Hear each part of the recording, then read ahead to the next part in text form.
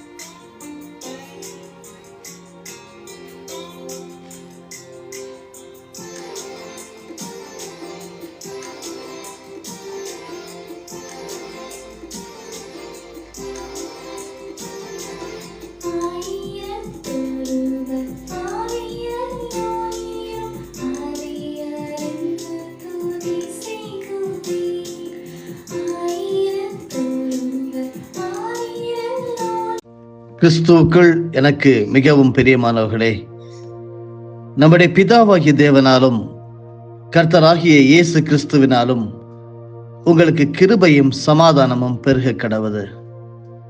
தினம் ஒரு சத்திய வார்த்தை.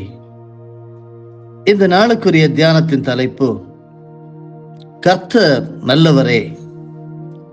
ஆதார வசனம் சங்கீதம் 107 வசனம் 1. கர்த்தரை துதியுங்கள், அவர் நல்லவர். சங்கீதம் 107 முதல் 13 வசனங்களையும் படிக்க கேளுங்கள். கர்த்தரை துதியுங்கள், அவர் நல்லவர், அவர் கிருபை என்றும் உள்ளது. கர்த்தரால் சத்துருவின் கைக்கு நீங்களாக்கி மீட்கப்பட்டு கிழக்கிலும் மேற்கிலும் வடக்கிலும் தெற்கிலும் உள்ள பல தேசங்களிலிருந்து சேர்க்கப்பட்டவர்கள் அப்படி சொல்ல கடவர்கள். அவர்கள் தாபரிக்கும் ஊரை காணாமல் வனாந்தரத்திலே அவாந்தர வழியாய் பசியாகவும் தாகமாகவும் ஆத்துமா தொய்ந்ததாகவும் அலைந்து திரிந்தார்கள். தங்கள் ஆபத்திலே கர்த்தரை நோக்கி கூப்பிட்டார்கள். அவர்கள் இக்கட்டுகளிலிருந்து அவர்களை விடுவித்தார். தாபரிக்கும் ஊருக்கு போய் சேர அவர்களை செவ்வையான வழியிலே நடத்தினார். தவனமுள்ள ஆத்மாவை கர்த்தர் திருப்தியாக்கி பசியுள்ள ஆத்மாவை நன்மையினால் நிரப்புகிறார் என்று அவருடைய கிருபை நிமித்தமும் மனு புத்திரருக்கு அவர் செய்கிற அதிசயங்கள் நிமித்தமும் அவரை துதிப்பார்களாக. தேவனுடைய வார்த்தைகளுக்கு விரோதமாய் கலகம் பண்ணி உன்னதமானுடைய ஆலோசனையை அசட்டை பண்ணினவர்கள் அந்தகாரத்திலும் மரண இருளிலும் வைக்கப்பட்டிருந்து ஒடுக்கத்திலும் இரும்பிலும் கட்டுண்டு கிடந்தார்கள். அவர்களுடைய இருதயத்தை அவர் வருத்தத்தால் தாழ்த்தினார். சகாயர் இல்லாமல் விழுந்து போனார்கள். தங்கள் ஆபத்திலே கர்த்தரை நோக்கி கூப்பிட்டார்கள். அவர்கள் இக்கட்டுகளிலிருந்து அவர்களை நீங்களாக்கி ரட்சித்தார். கர்த்தர் நல்லவரே. அருமையானவர்களே, சிலர் தாங்கள் விரும்பியபடி நன்மைகள் நடக்கும் போது கர்த்தர் நல்லவர் என்று உணர்ந்து கர்த்தரை மிகுதியாக புகழ்வார்கள். ஆனால் எதிர்பார்த்த விதமாக நன்மைகள் நடக்காத வேளைகளில் கர்த்தர் ஏன் இப்படி செய்கிறார், ஏன் அவர் சோதனைகளையே எனக்கு அனுப்புகிறார், ஏன் எனக்கு மட்டும் இப்படி என்று கேள்வி கேட்டு அதிருப்தி அடைவார்கள். ஆனால் நாம் நினைத்தபடி காரியங்கள் நடந்தாலும் நடக்காமல் போனாலும் கர்த்தர் நல்லவரே. சூரியன் பிரகாசித்தாலும் அந்த பிரகாசம் நமக்கு தெரியாமல் மேகங்கள் மறைத்தாலும் சூரியனை குறித்த கருத்தும் நம்பிக்கையும் மாறவே மாறாது. அது ஒளியை கொடுக்கின்ற ஒன்று என்பதை யாரும் சந்தேகிப்பதில்லை. அதுபோல சில பிரச்சனைகள், நோய்கள், நெருக்கடிகள், போராட்டமான சூழ்நிலைகள் மேகங்களாக ஒருவேளை வாழ்வில் சூழ்ந்து கொண்டிருக்கலாம். அந்த சூழலில் கர்த்தர் நல்லவர் என்பதை நாம் மனதார உணர இயலாமல் போகலாம். ஆயினும் கர்த்தர் நல்லவர் என்ற விசுவாசமும் நம்பிக்கையும் மாற்றத்திற்குரியது அல்ல. அருமையானவர்களே, பலவிதமான கஷ்டங்கள் வழியாக கடந்து சென்றார் ஒரு தேவ பக்தர். ஆயினும் அவர் அடிக்கடி உபயோகிக்கும் ஒரு வார்த்தை, கர்த்தர் நல்லவர், அவரை துதியுங்கள் என்பதாகும். இத்தனை துன்பங்களை காண நேரிட்ட உங்களால் எப்படி கர்த்தர் நல்லவர் என்று சொல்ல முடிகிறது என்று கேட்டார் ஒருவர். எனக்கு என்ன நேரிடுகிறது என்ற அடிப்படையில் கர்த்தர் நல்லவரா இல்லையா என்று நிதானிப்பது சரியாயிராது. எனக்கு என்ன நேர்ந்தாலும் என் தேவன் நல்லவரே என்ற விசுவாச அஸ்திபாரத்திலேயே நான் நிற்பேன் என்றார் அவர். அருமையானவர்களே, உங்களுடைய வாயிலிருந்து வரக்கூடிய வார்த்தைகள் எப்படி இருக்கிறது? கர்த்தர் நல்லவர் என்று சொல்லி அடிக்கடி நீங்கள் உச்சரிக்கிறீர்களா? யோசித்து பாருங்கள். கர்த்தர் நல்லவர் என்றால் யோசேப்பு ஏன் அடிமையாக மாறினார்? கர்த்தர் நல்லவர் என்றால் தாவீது ஏன் அனாதை போல நடந்தார்? கர்த்தர் நல்லவர் என்றால் யோபு ஏன் அனைத்தையும் இழந்து போனார்? கர்த்தர் நல்லவர் என்றால் பவுலுக்கு ஏன் வாழ்க்கை முழுவதும் சோதனைகள் என்றெல்லாம் நாம் ஏராளம் கேள்விகள் எழுப்ப இயலும். ஆனாலும் அவர்கள் யாவரும் கர்த்தர் நல்லவர் என்ற உண்மையை திரும்ப திரும்ப உறுதி செய்தார்கள். அருமையானவர்களே, வேதம் நமக்கு இப்படிதான் கற்றுத்தருகிறது.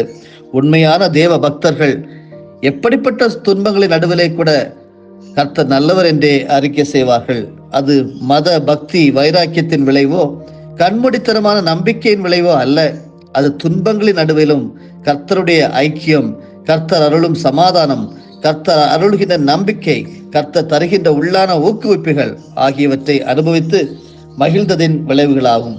புதிய உடன்படிக்கையின் பிள்ளைகளாகி நீங்களும் நானும் என்ன சொல்ல வேண்டும் என்றால், கர்த்தர் எனக்கு நன்மையை மாத்திரமே தருவார், தீமை என்னை அணுகுவதில்லை, எப்பொழுதும் கர்த்தர் என் பக்கம், சோதனை என்பது என்னுடைய வாழ்க்கையிலோ குடும்பத்திலோ அணுகுவதில்லை என்கிற அந்த உச்சரிப்போடு கர்த்தர் நல்லவர் என்று நீங்க சொல்ல வேண்டும். 1000 பிரச்சனைகளிலிருந்து வெளியிலிருந்து வருத்தினாலும் இருதயத்திற்குள் ஆண்டவர் தம்மை நல்லவர் என்று அறிவித்து உறுதிப்படுத்துகிறார். கர்த்தருடைய பிள்ளைகள் ஒரு நாளும் நிலை குலைந்து போவதில்லை. அருமையானவர்களே, சங்கீதக்காராகிய தாவீது தன்னுடைய 116ஆம் சங்கீதத்திலே வசனம் 12 சொல்லுகிறார், கர்த்தர் எனக்கு செய்த எல்லா உபகாரங்களுக்காகவும் அவருக்கு நான் எண்ணத்தை செலுத்துவேன் என்று 116:12 படிக்கிறோம். 116ஆம் சங்கீதம் முதல் 12 வசனங்களை படிக்க கேளுங்கள். கர்த்தர் என் சத்தத்தையும் என் விண்ணப்பத்தையும் கேட்டதினால் அவரில் அன்பு கூறுகிறேன். அவர் தமது செவியை எனக்கு சாய்த்தபடியால் நான் உயிரோடு இருக்கும் அளவு அவரை தொழுது கொள்வேன். மரண கட்டுகள் என்னை சுற்றி கொண்டது, பாதாள இடுக்கண்கள் என்னை பிடித்தது, இக்கட்டையும் சஞ்சலத்தையும் அடைந்தேன். அப்பொழுது நான் கர்த்தருடைய நாமத்தை தொழுது கொண்டு, கர்த்தாவே என் ஆத்மாவை விடுவியும் என்று கெஞ்சினேன். கர்த்தர் கிருபையும் நீதியும் உள்ளவர், நம்முடைய தேவன் மன உருக்கமானவர். கர்த்தர் கபடற்றவர்களை காக்கிறார். நான் மெலிந்து போனேன், அவர் என்னை ரட்சித்தார். என் ஆத்மாவே, கர்த்தர் உனக்கு நன்மை செய்தபடியால் நீ உன் இளைப்பாறுதலுக்கு திரும்பு. என் ஆத்மாவை மரணத்துக்கும் என் கண்ணை கண்ணீருக்கும் என் காலை இடறுதலுக்கும் தப்புவித்தீர். நான் கர்த்தருக்கு முன்பாக ஜீவனுள்ளோர் தேசத்திலே நடப்பேன், விசுவாசித்தேன், ஆகையால் பேசுகிறேன். நான் மிகுதியும் வருத்தப்பட்டேன், எந்த மனுஷனும் பொய்யன் என்று என் மனக்கலக்கத்திலே சொன்னேன். கர்த்தர் எனக்கு செய்த எல்லா உபகாரங்களுக்காகவும் அவருக்கு எண்ணத்தை செலுத்துவேன். ரட்சிப்பேன், பாத்திரத்தை எடுத்துக்கொண்டு கர்த்தருடைய நாமத்தை தொழுது கொள்வேன். நான் கர்த்தருக்கு செய்த பொருத்தனைகளை அவருடைய ஜனங்கள் எல்லாருக்கும் முன்பாகவும் செலுத்துவேன். கர்த்தருடைய பரிசுத்தவான்களின் மரணம் அவர் பார்வைக்கு அருமையானது. கர்த்தாவே, நான் உமது அடியேன், நான் உமது அடியாளின் புத்திரனும் உமது ஊழியக்காரனுமாயிருக்கிறேன். என் கட்டுகளை அவிழ்த்து விட்டீர். நான் உமக்கு ஸ்தோத்திர பலியை செலுத்தி கர்த்தருடைய நாமத்தை தொழுது கொள்வேன். நான் கர்த்தருக்கு செய்த பொருத்தனைகளை அவருடைய ஜனங்கள் எல்லாருக்கும் முன்பாகவும் கர்த்தருடைய ஆலயத்தின் பிரகாரங்களிலும் எருசலேமே உன் நடுவிலும் நிறைவேற்றுவேன். அல்லேலூயா என்று சங்கீதக்காராகிய தாவீது அங்கே புகழ்ந்து பாடுகிறார். அருமையானவர்களே, ஒரு குறிப்பிட்ட வாலிபன் சில விஷயங்களில் கொஞ்சம் நல்லவன், ஆனாலும் மது அருந்துதல், சூதாடுதல், அடிதடி போடுதல் ஆகியவற்றில் ஈடுபட்டு அவ்வப்போது காவல்துறையினரால் அழைத்து செல்லப்படுவான். அந்த நேரங்களில் அந்த கிராமத்தை சேர்ந்த ஊர் பெரியவர் ஒருவர் அவனை விடுவித்து வருவார். அவன் அவரிடம் போய் அவ்வப்போது தன் நன்றியை சொல்லுவான். ஒரு நாள் அவர் அவனிடம், தம்பி, இனிமேல் நான் செய்த உதவிக்கு நன்றி சொல்ல வராதே, அதனால் எனக்கு எந்த சந்தோஷமும் இல்லை. முடிந்தால் உன் வாழ்க்கை முறைகளை மாற்று, அதுவே எனக்கு சந்தோஷம் அளிக்கும், நன்றியாக இருக்கும் என்று சொல்லி அனுப்பினார்.